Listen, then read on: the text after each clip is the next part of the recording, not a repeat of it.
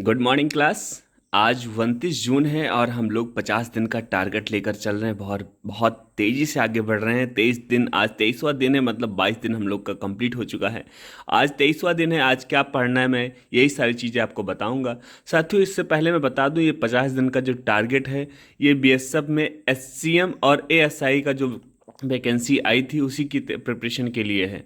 तो I hope चीज़ों को आप समझ गए होंगे। अब आइए बात करते हैं। आज 23 दिन है, 23वां दिन है, तो आज क्या पढ़ना है। साथियों, जैसे कि आप सभी को पता है, मैथ, रीजनिंग, कंप्यूटर, हिंदी और एक कलर का एप्टीट्यूड होता है जहाँ से प्रश्न पूछे जाते हैं, ठीक है। लेकिन हमने क्या है, कलर का एप्टीट्यूड को रीजनिंग में ही इंक्लूड कर दिया है, क्योंकि कलर के एप्टीट्यूड में टोटल 20 क्वेश्चन आते हैं। 20 में से जो 15 क्वेश्चन जो है रीजनिंग के आते हैं और 5 क्वेश्चन जो है इंग्लिश के आते हैं। 15 5 मिला के 20 हो गए, ठीक है। 20 मतलब, इसलिए आप परेशान मत होना, उसको हम रीजनिंग में इंक्लूड करते हुए आगे बढ़ रहे हैं, ठीक है। अब बात करते हैं मैथ में क्या पढ़ना है। साथियों, जैसे कि आप सभी को पता है, मैथ में आज हमको आयु संबंधित से पढ़ना है, बेसिक कॉन्सेप्ट को सीखना है। उसी के आधार पे हम सभी को आज 50 क्वेश्चन लगाना है, ठीक है। उसी के बाद, उसी के साथ अगर बात करें रीजनिंग में क्या पढ़ना है, तो आज हमें रीजनिंग में मिरर एंड वाटर पढ़ना है, मतलब ठीक है, प्रतिबिंब और जल। बहुत अच्छे तरीके से पढ़ना है और इसके बेसिक कॉन्सेप्ट को समझना है, लगाना है। बहुत आसान होता है, मज़ा आएगा। और आज ही इसको पढ़ के आज ही इसको समाप्त कर देना। मैं यही कहूँगा कि आज यहाँ से भी आप टोटल 50 क्वेश्चन लगाना, लेकिन थोड़ा सा PYQ देख लेना ज़रूरी है। प्रीवियस ईयर पेपर ज़रूरी है, एक बार देख लेना। कंप्यूटर की अगर बात करें साथियों, तो कंप्यूटर का हम लोगों ने सिलेबस पूरा कंप्लीट कर लिया है। आप सिर्फ प्रैक्टिस करना है, आप चैप्टर वाइज प्रैक्टिस करना स्टार्ट कर दीजिए, ठीक है।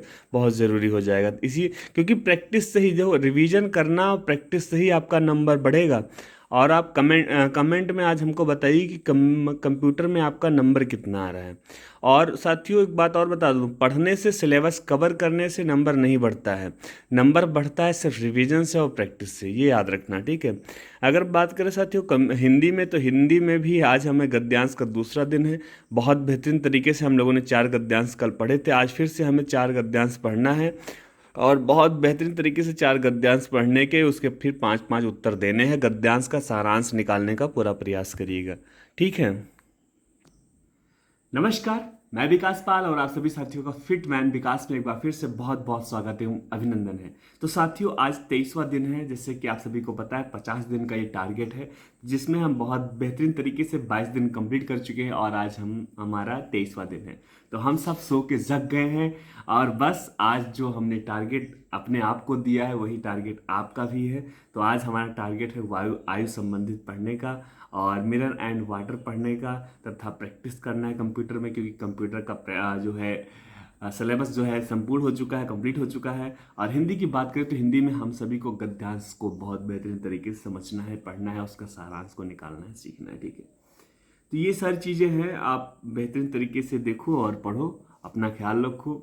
समय बहुत कम है। अब नोटिफिकेशन आ ही रहा है, बस एक दिन ऐसा आएगा कि नोटिफिकेशन लो आ गया यार, अरे इसमें तो लिखा हुआ है कि फला तारीख को पेपर है और फला तारीख का टाइपिंग है और फला तारीख का मेडिकल है, फिर फला तारीख का DV है।